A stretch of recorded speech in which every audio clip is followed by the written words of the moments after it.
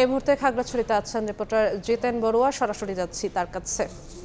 জিতেন, আজ 12টার পর থেকে কিছুটা শিথিল করা হয়েছে খাগড়াছড়ি চট্টগ্রাম, খাগড়াছড়ি ঢাকা এই দুটি রুটে যানবাহন চলাচলের জন্য যুগ্ম ছাত্র জনতা এক সংবাদ বিজ্ঞপ্তির মাধ্যমে অনুরোধ মানে শিথিল করেছে।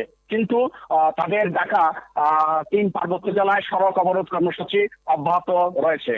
সড়ক অবরোধ কর্মসূচির কারণে খাগড়াছড়ির জনজীবন স্থবির হয়ে পড়েছিল। গত 23 সেপ্টেম্বর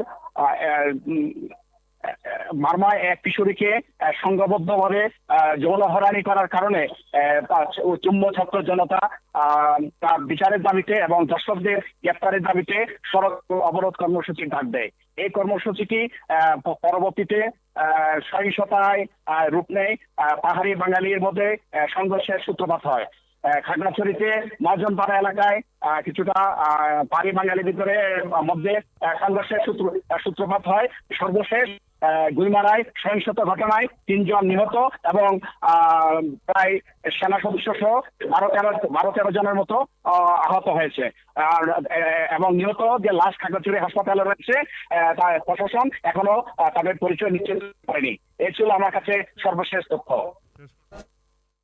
খাগড়াছড়ি থেকে যুক্ত হয়েছিলেন সহকর্মী জিতেন বড়ুয়া।